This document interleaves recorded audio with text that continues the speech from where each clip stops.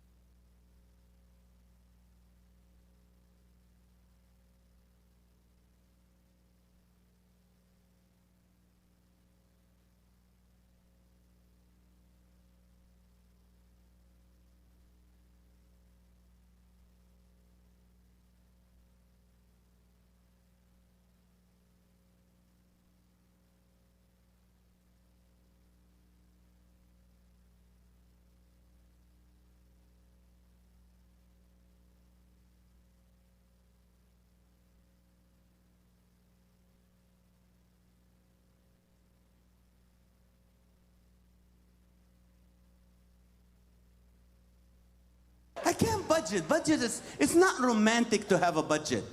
Honey, I love your eyes. Don't order the lobster.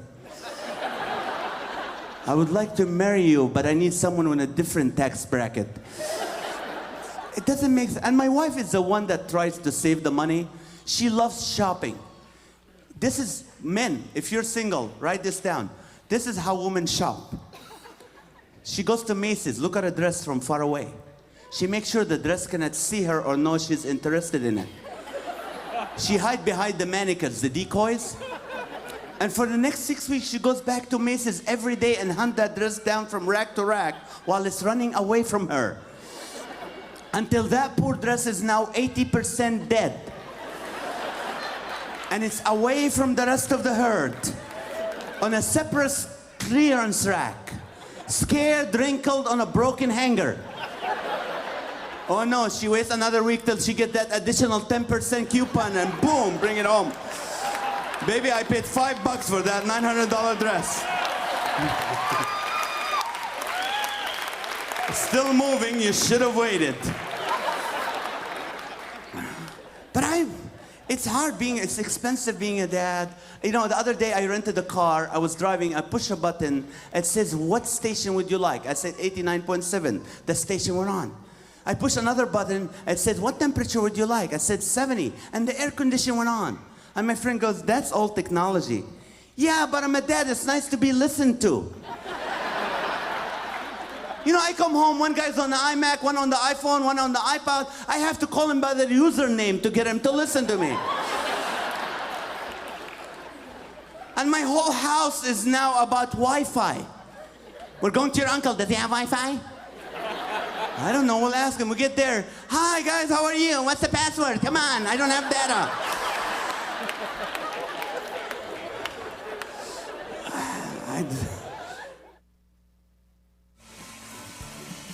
Okay, and now I gotta add the bell peppers and the onions.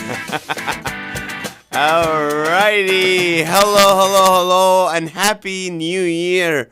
Welcome to a new year of Laughter for All podcast, coming to you here from the studios in Corona, California. I am comedian Nazareth, and hope you had a great Christmas holiday. I know last week we were here after Christmas, so we talked about Christmas, and I had Mrs. America on the show. She talked about cancer and beauty, and we already had like 27,000 views on Facebook alone, not considering the audio ones and all the iTunes and others. But really, thank you guys for watching on Facebook, and thank you for listening. Thank you for watching on on YouTube.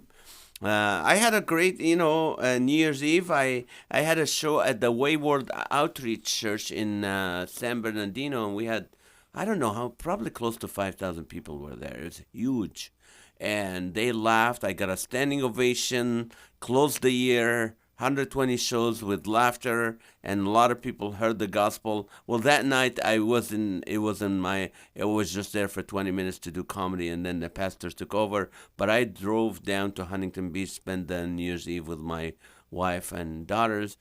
So it was great. And then yesterday I spoke at Eagle Ridge Church in Menifee, California. It's a wonderful church under leadership of Pastor Stephen Leonard. He's a great guy, 25 years, pastoring that church. In really, I talked a message about the God of newness, about God who's gonna bring new things into your life, and I challenged the congregation to think this that God called us. He created us for His own pleasure, not for Him just to make sure we have pleasure. And when you have that paradigm shift, that change, that really makes all the difference in the world. And I used I know this is a funny show, but I used the analogy I heard once from Stephen Covey, who wrote the 7 Habits of Highly Successful People, and he was talking about how people can have a paradigm shift, and he gave the analogy of people sitting in a train in New York. They're reading a book, texting, or just reading a newspaper or sleeping, and then they stop at a station. The door opens and here comes this man with 4 kids, and he just sits, in one of the chairs in a daze, just like somewhere else.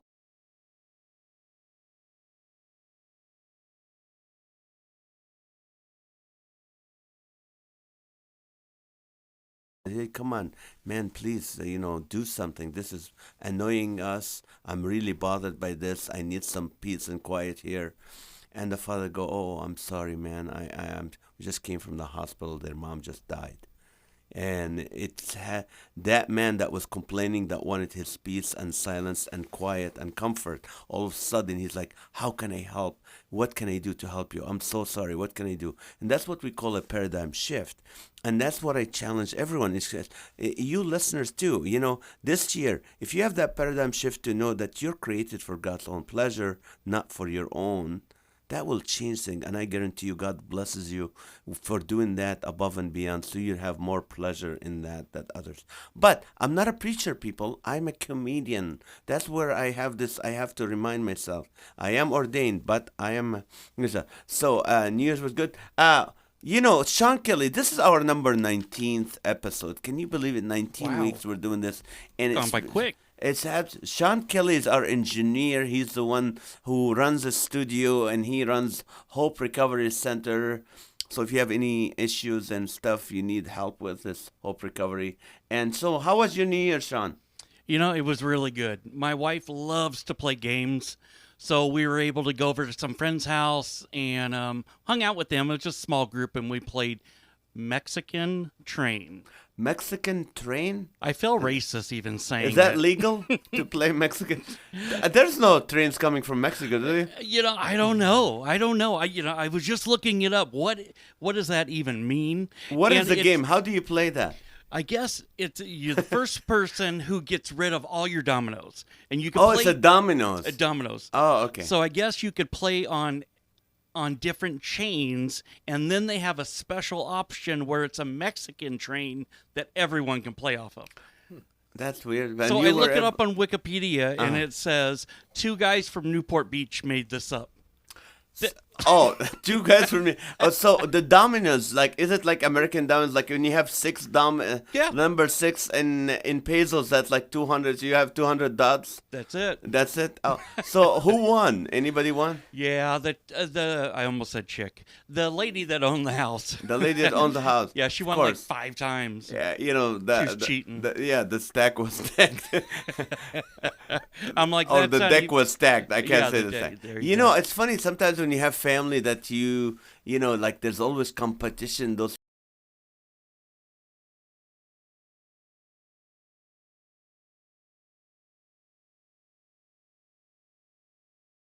walk in first, it's the Price is Right. Like, hey, guess what my car cost? Or look at her purse. I wonder how much that cost. So that's the Price is Right. Then when you sit to eat, it becomes like Fear Factor. I don't know who's gonna eat the casserole and die. And then at the end, it becomes Jeopardy. Like, hey, the topic today is Oh, who helped mom the most this year? Okay, we took her to dinner out once for 200. Oh, well, I took her to the dentist for 500. Well, she moved in with me for 5,000. And then you go, Mom, who's the winner? She goes, none of you. You don't do anything for me. But anyway, that's so. I'm glad you enjoyed. Well, I'm gonna check if you need something to play for next New Year's Eve, Mexican dominoes, ladies and gentlemen, and be careful not to drink the water while you're playing the game. Well, I'm very excited to I have a good friend of mine here with me in the studio, and he's also attends the same church. He's also a father. He has one more kid than mine, but we're good friends. And actually, whatever money I don't have, I invest with him. So I trust him with my money. I trust him with my, being a fellow believer at Crossroads. But anyway, this is Ray Prospero. He launched his financial service career when he joined Merrill Lynch Wealth Management in 2010. After a legal career, he used to be an attorney, then became a wealth management advisor, where he was admitted to the U.S. tax court. Ray enjoys helping clients develop realistic financial goals and designing wealth management strategies to help preserve their wealth for future generations. He holds a Juris Doctorate degree from the University of Laverne College of Law. Wow. Giving back to the community is important to Ray. He served on the board of directors for Livestream, a nonprofit comprehensive blood center serving more than 80 medical facilities in Southern California. He's also a former board member of the Corona Norco United Way and is actively involved in the Circle City Rotary Club as well as his local church. In his free time, Ray enjoys hiking, golfing, and spending time with his lovely wife, Amy, and their 4 kids. Welcome to the show. Good to see you, Ray. Wow, thank you, sir. That was quite a mouthful. Well, that's what it's from Google. Yeah. There's a lot more, but because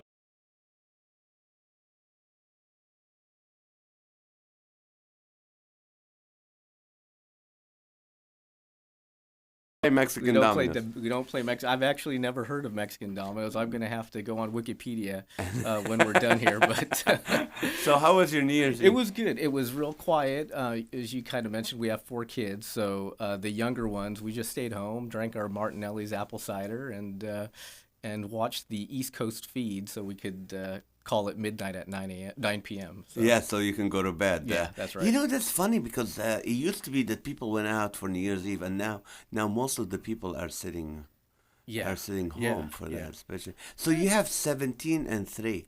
Yeah, big gap. Big gap. Big gap. So the first one's 17, and she's a ballet dancer. Yeah, classical ballet. How expensive is that to have your kids in It's ballet? pretty expensive. It's pretty expensive. Yeah. Is it a lot of travel where you guys have to go to shows? No, but like right now she trains at this private school in LA, so she has to actually commute and take the Metrolink to downtown LA 6 days a week. The Mexican train? Oh, no, Yes, the that's Metro it. Link. Yeah, the Metro. Okay. Okay, so she's 17-year-old. You trust her on the LA Metro? Yeah, we scoped it out before she You did it. scoped Yeah, it out, of okay. course. Because now they're complaining about all the homeless getting in there. It's pretty bad. It gets Okay. pretty bad. But her school is actually right across from the Walt Disney Concert Hall. So there's that. It's called Bunker Hill. So very very nice area. Very nice Yeah, area, that's yeah. right. And then the second one is? She is 13 and she is a former gymnast. She had some injuries, so she transitioned and now she's playing instruments. So we had her playing the piano. Then she was playing violin. She just switched to the flute. Then she got into drawing, which was interesting because neither of us, my wife or I, we don't have any artistic ability. Like we can't draw, but she had this kind of hidden talent, so she's able to draw. And we just signed her up. She's going to go to her first cat acting class today. Oh, yeah. Today. So we'll see how that goes.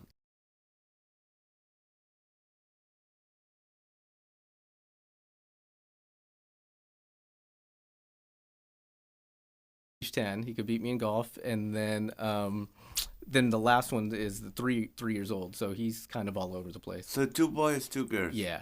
That is awesome. Does your wife work? Yeah, she does. She works part time. She's a teacher in Corona Norco, and she's on a shared contract, which has been a blessing for our family. That she only works 2 days one week and 3 days another week, and she shares the classroom with another secondary That's not teacher. bad. Yeah. Now, you were born here or in the Philippines? I was born here in You California. were born here in California, and your parents came from the Philippines. Yeah. Where did you go to high school? I actually went to Corona High. You went to Yeah, Corona I High. grew You're up here. local. Yeah. Yeah. Wow, the accent should have thrown it away. Hey, so you went to Corona High, and then what did you do after that? So Corona High, I went to college at Cal State Fullerton. Okay. My dad worked there at the time, and that's where I met my wife. And then from there, I did grad school at University of Laverne. What made you want to go into law? You know what? As everything, it's kind of like divine intervention. I kind of fell into it.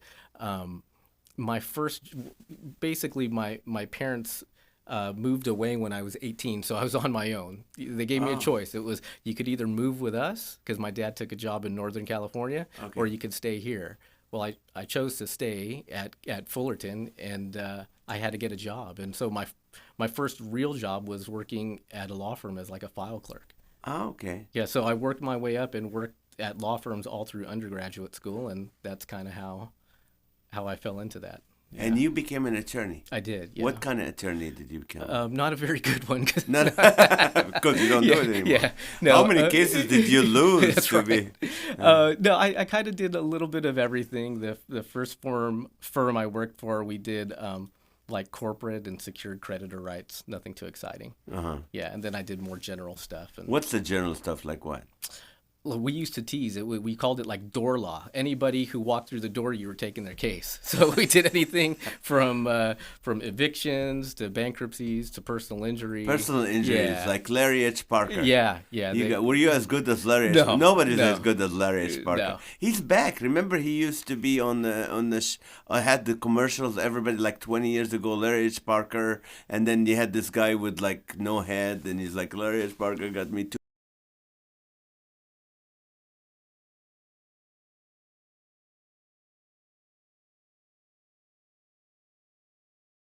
fell and hit me on the head. I'm glad I had my turban on, so I called Larry H. Parker. He got me $2.1 million.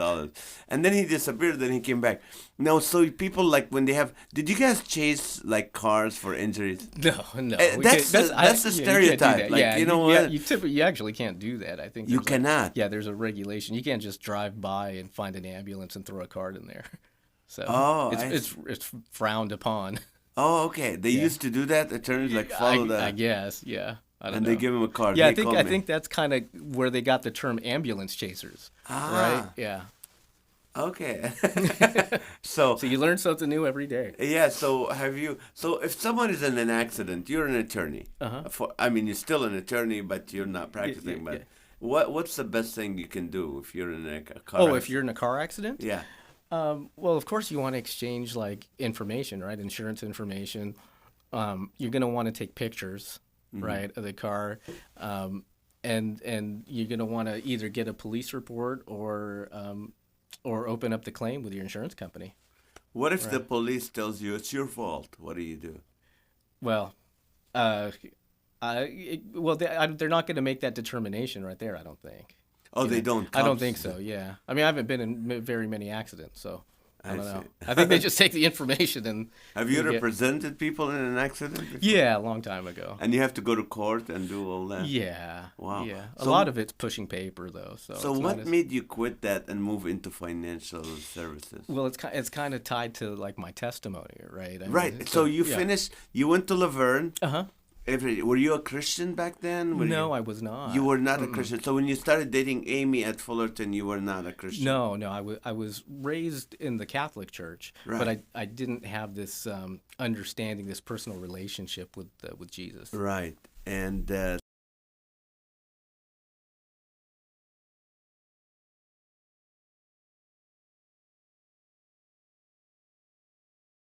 Work that's kind of part of my testimony and how I came to know Jesus was just being in kind of this high stress environment. I used to kind of soothe that with alcohol, and over time I became a functioning alcoholic, and that's kind of what pushed me out of the legal industry, and that's kind of how I fell into what I'm doing now.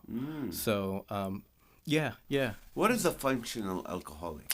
It would be like someone that's an alcoholic that drinks, but could kind of play, give the perception off that everything's okay. I'd be able to drink alcohol and be fully drunk and function at work. And still function. Yeah, at least I thought I did. And but, you think people didn't notice? I thought they didn't, but you never know. I wasn't in the right mind frame. So how, if you meet someone who's a functional alcoholic and they think they're not impacting anybody or anything, how do you reach them? How do you tell them, hey, you have a problem? It's tough. It's tough because, it's not just alcohol, it's addiction in general, right? They're not, and you hear it, it's a mantra, it's a cliche, they're not going to get help unless they're ready for it. People actually told me, that, hey, you have a drinking problem. My life was falling apart, right? Professionally, my life was falling apart. My marriage was falling apart. How was it professionally falling apart? Well, I just wasn't doing a very good job as an attorney, so I wasn't representing my clients as well as I should have, right? And your boss noticed you've been drinking? Clients too. Yeah, clients noticed you've been drinking? Yeah. So there were repercussions from that. Obviously, with my family, just not being present with my wife, not coming home at night, just staying out at all hours at a bar. Just drinking. But just you were drinking. functional, like you were able to. Or Yeah, not? Towards the end, it got pretty bad.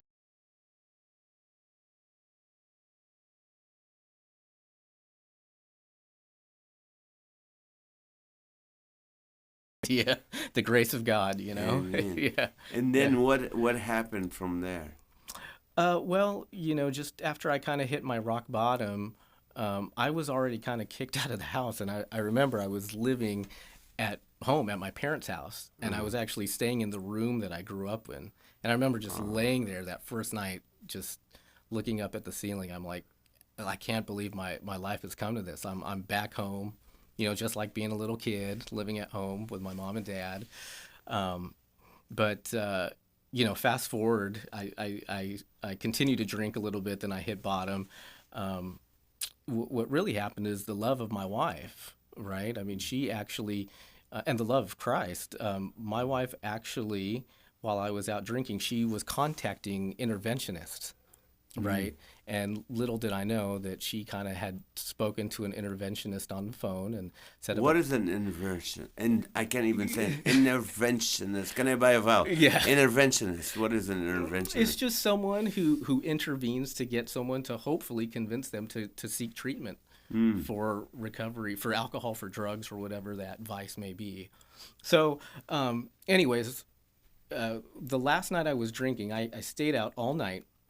And I guess people were looking for me. I didn't come home, so my mom and dad were looking for me. My wife was worried because they hadn't heard anything from me, and so they called the cops to do a wellness check on me. Yeah, and they found me asleep in my work office. Yeah, it's pretty. So, and what happened was, then as I woke.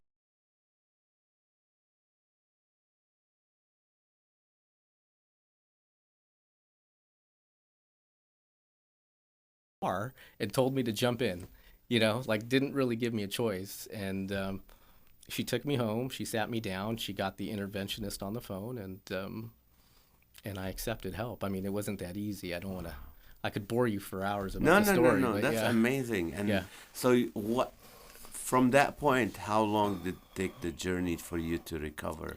Well, do you even recover? You don't, right? It's ongoing, right? It's an ongoing. It's an ongoing thing. So, that was in 2000. That was 2010, right? But at that point, I was willing to accept help. There was just so much chaos in my life, whether professionally and personally, spiritually. I was at my bottom, And I remember walking through the doors. Because I actually went to rehab. I actually went to a inpatient treatment center. For how long? For a month. What do they do? How do they get you off the alcohol? You know what? The first couple days were kind of like a blur, but they detox you. I know they give you some kind of medicine, right? But after first couple days are fuzzy, and then as you come to, then they start implementing treatment, whether that's going to 12-step programs such as Alcoholics Anonymous, or they also implemented like one-on-one counseling. So that was nice. It was actually nice. of all the treatment centers that my wife found, she found like the Ritz-Carlton of treatment centers just by luck. So it was actually a very positive experience. I look back on it pretty fondly. Wow. Yeah. And who paid for all that? Aetna. Aetna. Oh, they do Insurance. cover the insurance. Well, but they won't cover for my sickness. They cover. Well, that was the other.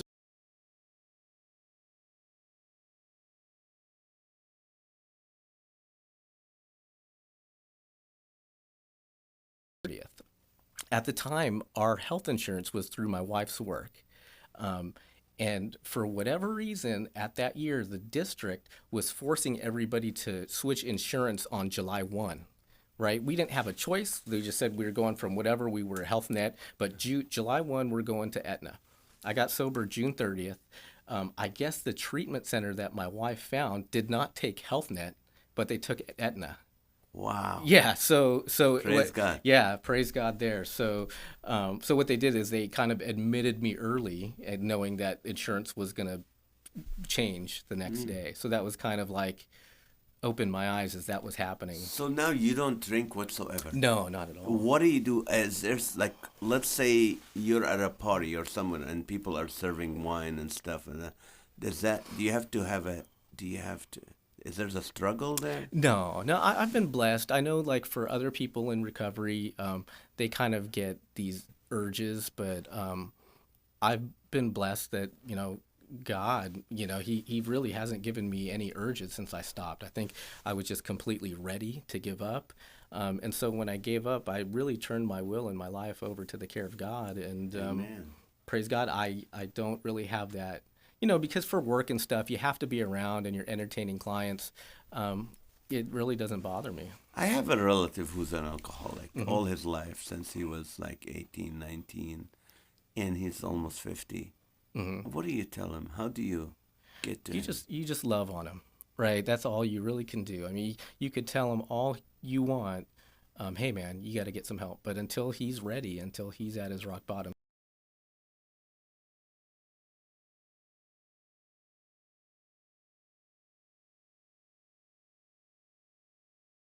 go and talk to them? Yeah, I think Against their will or no? Well, no. I mean, but in the case of me, my wife found someone on the internet, and he just talked to me on Wikipedia the phone. under Mexican trains. That's right. Yeah. Exactly. Oh. And so I bet you could probably Google. I mean, I've had to interview. No, for because this is a true, real laughter for all, and we want to laugh a little bit, and it might be stupid question. You don't have to answer it.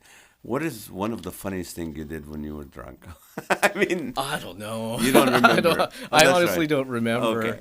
Okay. But you are a financial wealth management, and so people have to have wealth for you to manage it. Yeah. But I wanna say we have, and I'm gonna ask you a lot of questions. But if you wanna join in, we have a call. If you want to call us in, you have any financial questions, the number is 712-775-8984,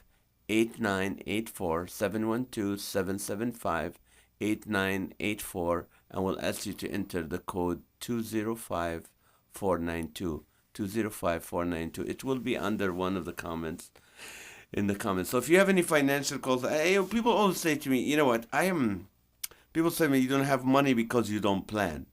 Okay. And people always tell me, you don't have money because you don't plan. I go, I have a Verizon plan, an ADT home security plan, AT&T Viewverse plan, health insurance plan, dental plan. I'm broke because I plan. And sometimes it's harder because, I don't know, I was raised in Kuwait. So my parents never saved any money.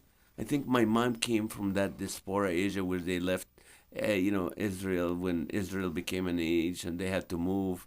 So she was always in that, like.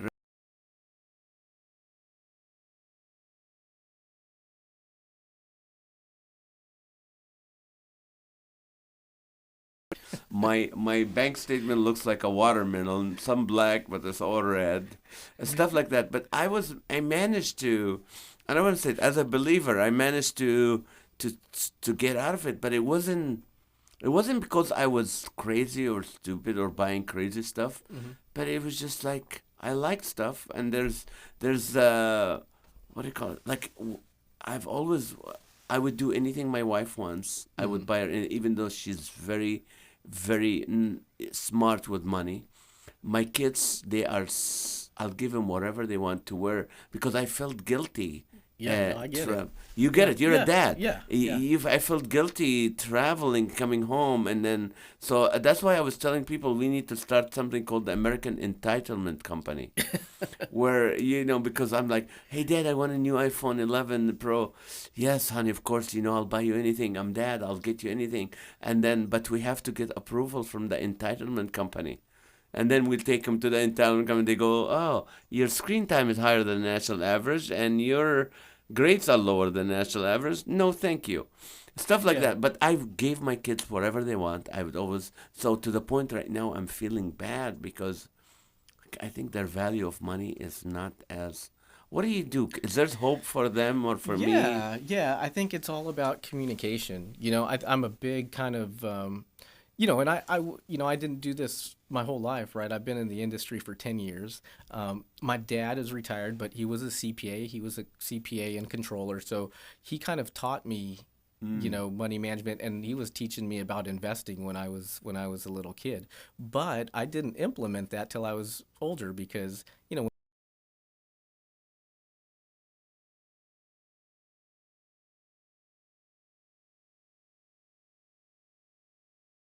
I'm a big believer in Dave Ramsey. I did through church, actually. I did Financial Peace University. And You recommend that? I do. Because first and foremost, he teaches money management in a biblical way, right? Everything is biblical in that, God wants you to be a good steward, right? And so if you kind of view your money like that, it kind of changes the picture. To me, me and Maha have always tithed. Yeah. Even though when we didn't have any money, I've been doing full-time comedy for years and years, and sometimes the income wasn't coming. It shows weren't coming. But we always tithe. Before we even think of rent or mortgage or anything, we've always tithed because we believe it's very important. So God never shortchanges. We were never like, oh, we're starving. We don't have any money at all whatsoever. God always took care of us. And I always say, I pray that, sometimes the due date and God's timing happen in the same day. That's right. Yeah. That's right. So what do you say?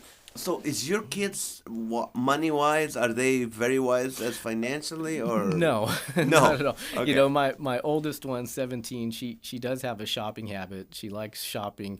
There's this cool, trendy store called Brandy Melville. Of course. Yeah. They're so expensive. They're is. just fabric, like a piece of cloth. Yeah, and the thing is, the style is like from the 80s and 90s. It's stuff that that was in 30 years ago That we threw away last year. Exactly. You could have got this at a thrift store. So, she likes buying stuff, but we've tried to kind of instill some responsibility in that.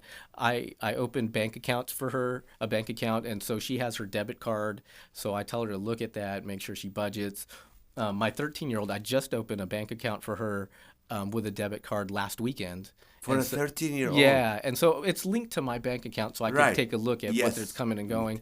But hopefully through that they could learn how to budget. So at 13, they can get a debit card. Yeah. And you can just say, okay, so do you put money monthly in their account? I do. So like for for the 13-year-old, each time she watches my son, we give her some money, right, for babysitting. Oh, so she babysits her brother. Yeah. So we could transfer money in pretty easily that way. Because I never carry cash, And if I have cash, it goes to my kids. So Yeah, that's what I do. When I get cash, I'm like, here you go, just give it to the kids. But, okay, so there's hope, right? Yeah. Oh, yeah. Yeah. Because I think my kids, it's my fault. Mom was very smart, but it was my fault. I didn't.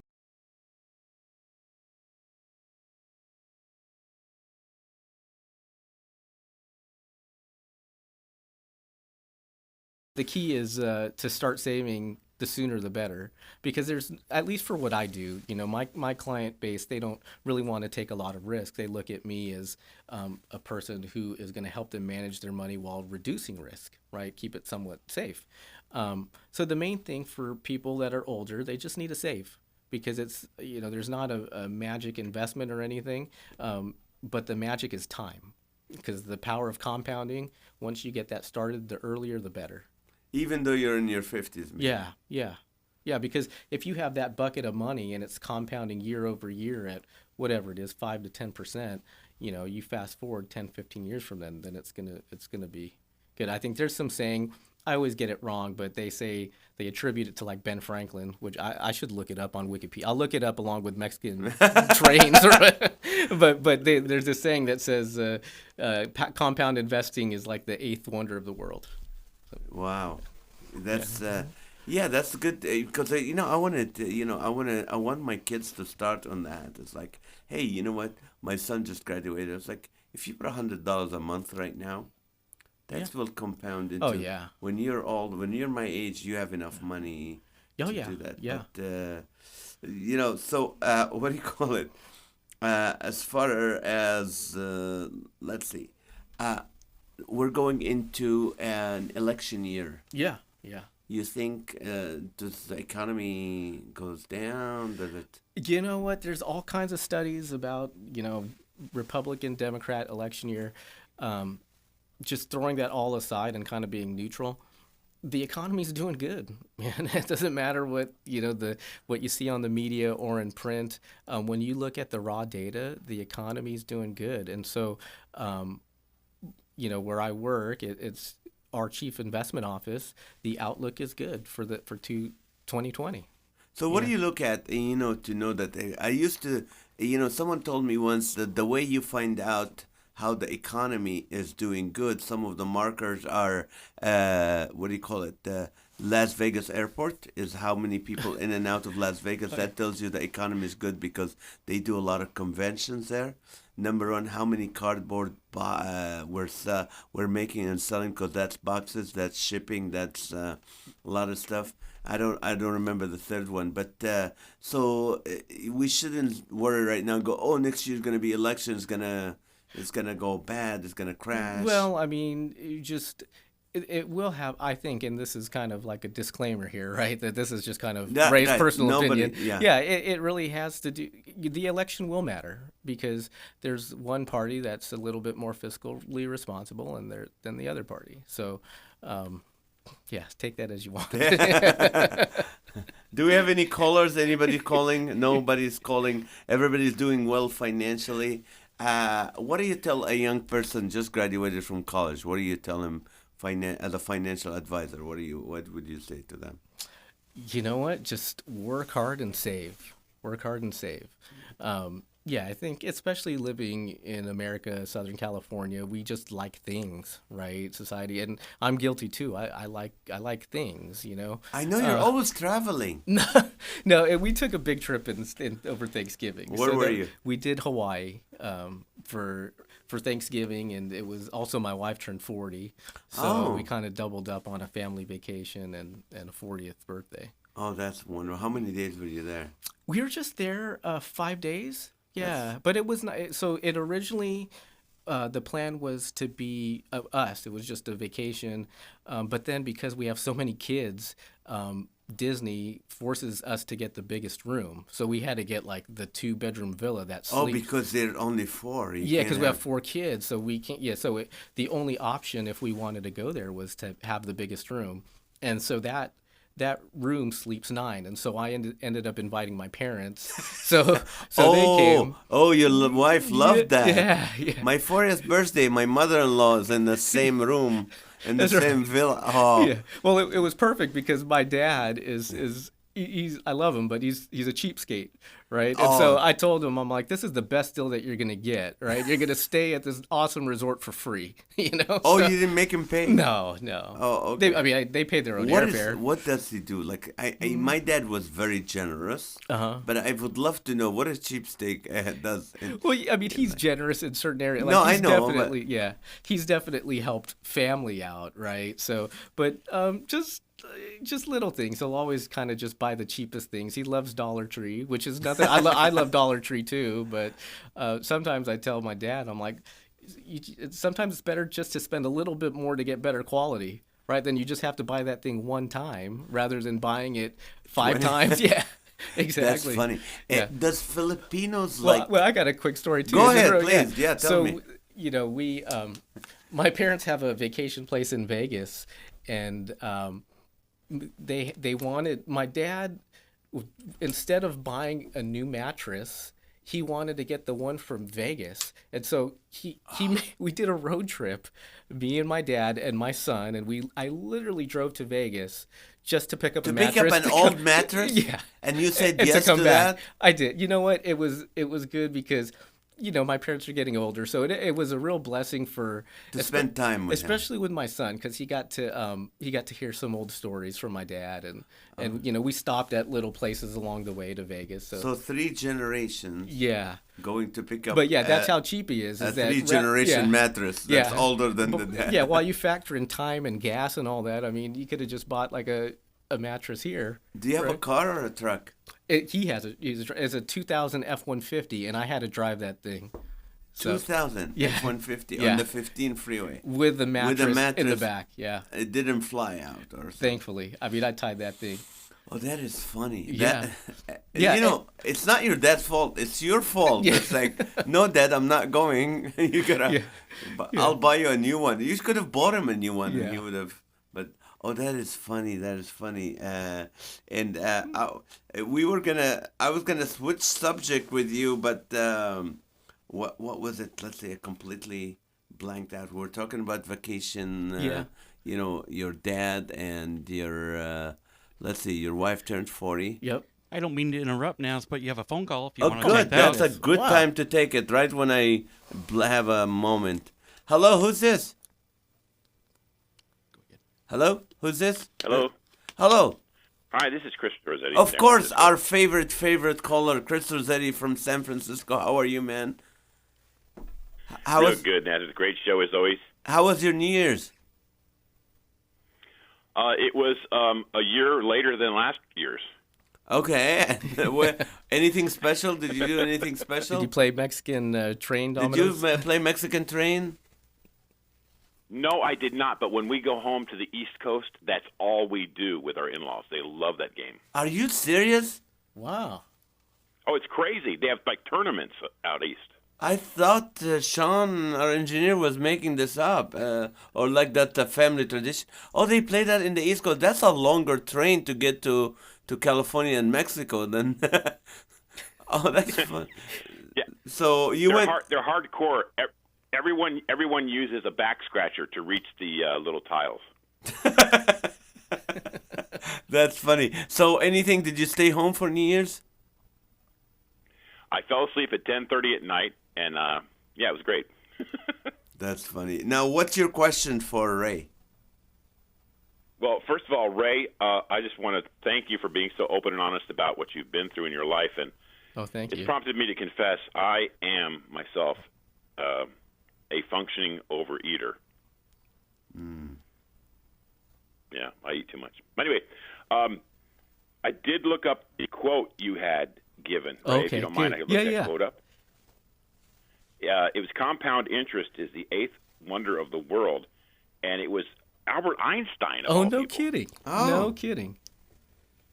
Well, good. At least we Yeah. know it's a legit quote, right? So Yeah, you were right on with the quote. It's a fascinating concept. It My is. question for you, sir, and I'll hang up. Thank you for your time. My No question is problem. this. Go ahead. What do you advise your clients about credit cards? That's a big question. And just give me your advice on credit cards. Yeah, real credit quick. I mean, debt and so forth. Is it ever good or bad? Yeah.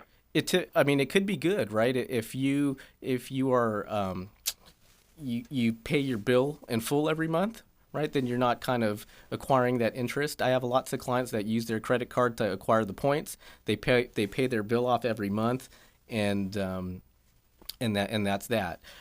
Us personally, like me as a personal household, we don't really have credit cards, so we try to pay everything cash.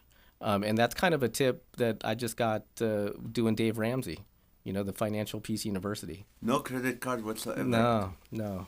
What if there's certain things they only take credit cards? I use my debit card. Yeah. Use your debit yeah. card. Okay. Yeah, I know. At some point, I should probably talk to my wife because I probably should have one for work because there's, we pay for work dinners and stuff, but just haven't. I'll have to talk to her about that. That's interesting. Yeah. And what do you do when, like, for example, let's say, you have an emergency fund, right? Yeah, Okay. yeah. And stops you from having to use your credit cards. Yeah, yeah. You know, and if you need to take a loan, what do you do? Ask Dad. No, just kidding. No, thankfully we haven't had that yet. So I Okay. mean, we've had to take a loan for the cars, right? So we have Right. a car, and then obviously a mortgage. Right, it's kind Right. of hard to save for that all You at know, once. speaking of finances and money and all that, I read this article. It's really interesting, and it's about. It was written by one of those economic professors, some university. I forgot. He was at Stanford or something, and he was invited to speak. And he's not a speaker, Okay. so he was invited to speak to a group of people, few people, and he didn't know who they were. And when he got to the place, it was a round table, and there were 5 billionaires, and we will know everybody's name if they mention. He said, and they paid him 50 grand to speak, and he was like, "What do you guys want to talk about?" They said, "We don't want you to speak. We want to ask you questions." And he goes, "What?" And they go, "We have a lot of money. We have bunkers. That if there's a war, we have the bunkers. We have all the food that we need. We have weapons, and our question is what if? Okay, we know we need security, and we need the military. As our own militia to protect us, because if there's a disaster, people, when they find out we have food or bunkers, they're gonna come after us. So we have our own small militia to protect us. This is how these billionaires think. Yeah. They're trying to live forever. He said, the question is, how can we know those people are loyal to us? It's not that they're going to turn on us and kill us and take the money and the food, even though we have codes on our secret, safes, but they would torture us to get it. So what do we do to make sure those people would not do it? That was their big question. And he said, you need to start right now raising them from a young age as your family, as your loved one. So when they get to that point, if you get to that point, they're loyal. Okay. Yeah. And this is a problem for billionaires. Like, how do you find loyalty? And it just, to me, it was like, doesn't matter how much money you have, you can't have peace.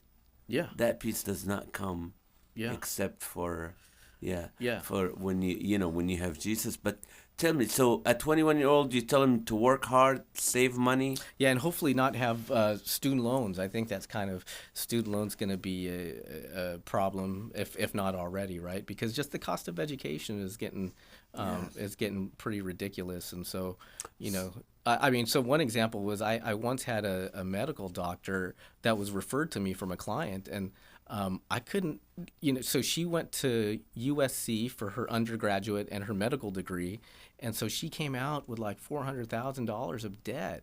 I mean, she couldn't even qualify for a car loan, and she was a medical doctor.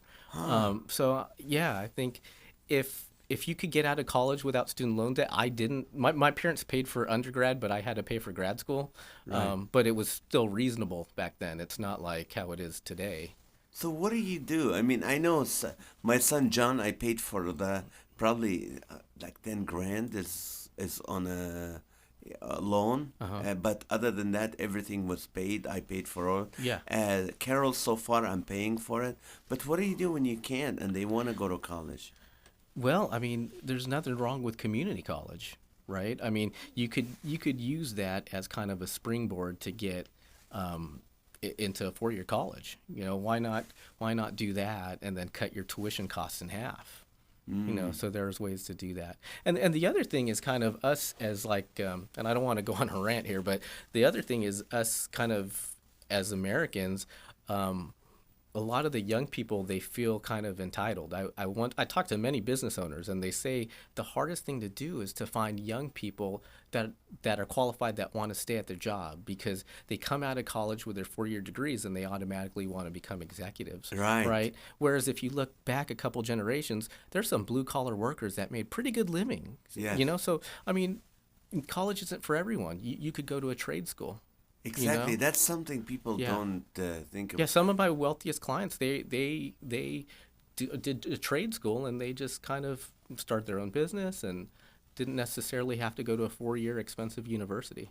That's a good advice. Yeah. So stay away from student loans unless what's her name, Warren, wins, and then you'll have you don't have to. So people are afraid to take loans. Like, we want to know if she wins, maybe I shouldn't take the loan. I just wait for them. Well, doesn't she say she wants to pay it off for everybody? Yes. Is that what it, Oh yeah. So take the loan Yeah. instead of paying for your kids' college, and homes, mortgages. What do you think? I don't know. I mean, that's kind of a dilemma living in Southern California, right? It's just buying something in your price range and sticking to that price range.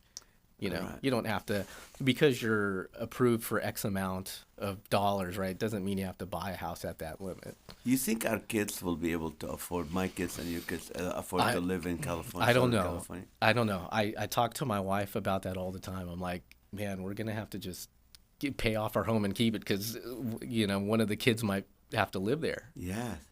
So how do you save your money? What do you save your money in? I mean, you're an example.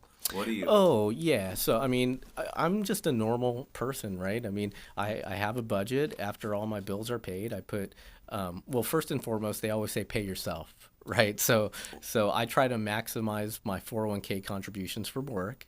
Right, so Okay. that comes off the top. We don't Right. even see that. We don't think about that, and so that money goes invested however I choose to invest it in the 401k. Yeah. Then the rest of the money we go through just our bills, like our mortgage, all that stuff, car payment, blah blah blah, and what's left over from that, I either put in a savings or into another investment account.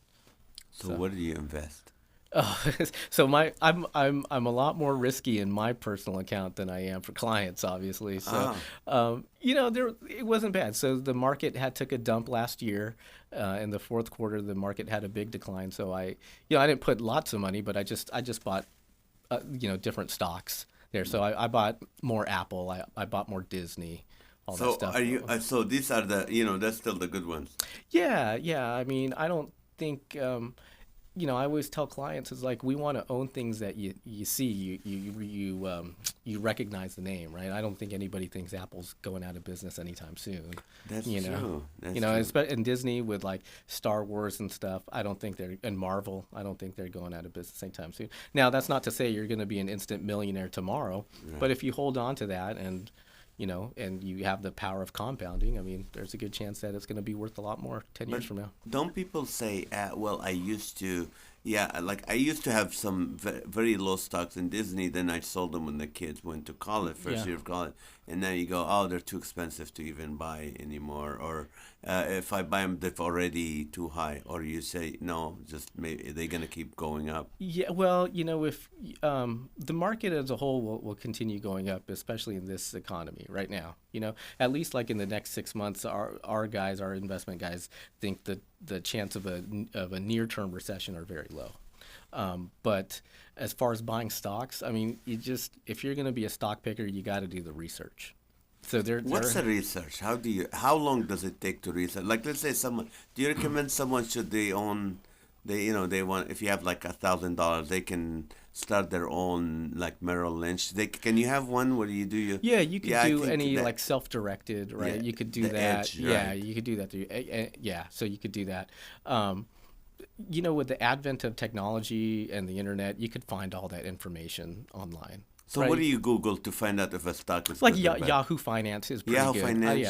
Yeah. I still actually, even though we have like our internal systems, I just, as a habit, I'll look at third-party websites still just to see if our analysts are saying the same things as other parties. And they tell you which stock to buy? Yeah. What about this crazy bald guy that's always like having this ADD on TV? He used to be on CNN. Jim Cramer? Jim Cramer, Yeah, is he still around?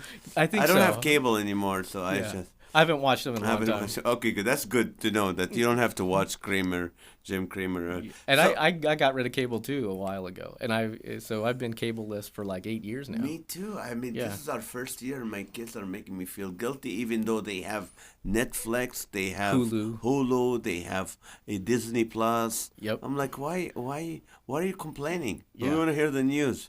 come on, you only watch 1 minute of the news. Go to YouTube and watch what it is. Yeah. And plus, you know, the news, like before, remember a long time ago, you watch the news, go, oh no, what's going on? Really? This is what happened? Honey, come here. Look what's going on. Now you watch and goes, yeah, right. Come on. You can do better than that. Yeah. I mean, we need our news anchors to stand before the news and go, I swear to tell the truth and nothing but the truth, so help me God. No, really. Yeah. No, I agree. Yeah. So what do you, if someone right now listening to us and they don't have a financial advisor, and what's the minimum they can do to even to connect with Merrill Lynch with you? Well, they could call me, even if they kind of don't meet that minimum. I'll make sure they have the right information. I'll route them the right way. And how can they get a hold of you? So you could probably call my main line, which will go directly to my desk, which is area code 951-369-3872.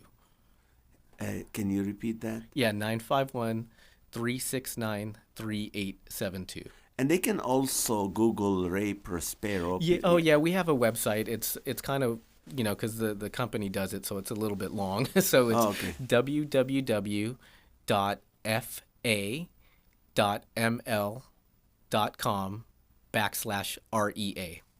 Ray. So FL for financial Advisor. Yeah, www.fa, financial advisor.ml. Merrill Lynch. .com .com /Ray.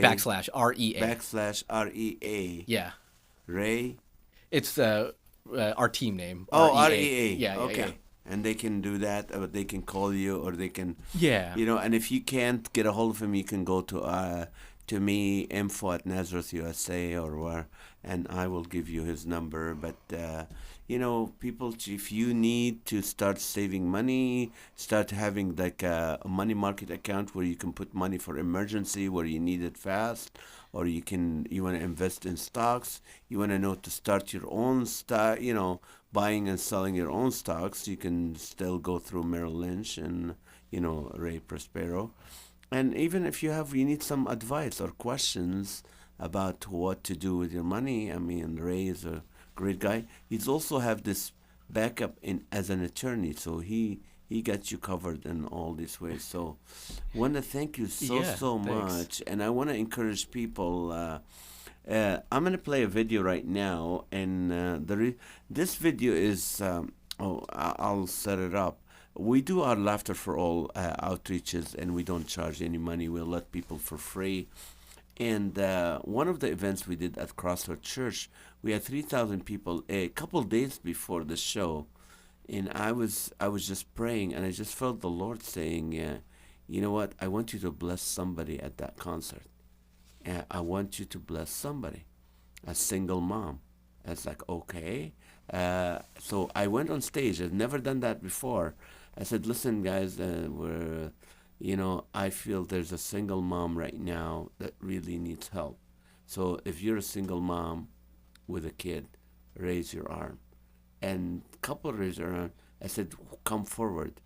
And this lady comes in, and her daughter has a prosthetic, and she was like burned. You probably know her from Crossroad.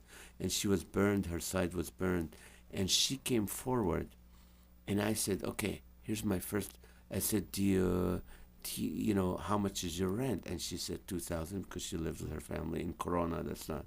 And I go, do you have this month rent? She goes, no, I don't. I didn't have that. I don't have that rent. And it was a few days before the end of the month. I said, okay, you know what? We're going to raise your rent right now. So I grabbed $100. I said, okay, here's my first 100. If you want to give, just start giving right now. Mm-hmm. And that night, over $6,000 we raised for her. And she was in tears. She goes, I didn't know how to go on rent. So we're going to play that just to show that, listen, sometimes making money is not, you saving money is not just for you to save it and go, oh, I have more money and all that. You're able to bless so many people. I know I still have credit card bills, and I still have some college to pay for college and save for emergencies and stuff. But we're always sensitive to people needs. If we know a family, it's always great to get to a point where you have that extra money to be able to bless other people. So, Ray, thank you so much. I pray that many people will take advantage of your wisdom and give you a call. Thank you for being on the show. Nazareth. All right. Thank you. God bless you. And we'll close with that.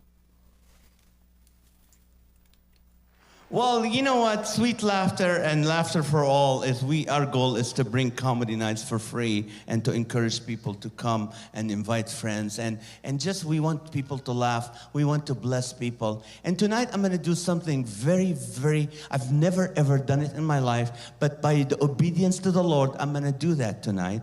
So would we turn the lights on for a second? Is anybody hurting as a family or a single family? Come on up, young lady. Come on up. We're a family. I gotta do this. Is that your daughter? Bring her with you. How are you?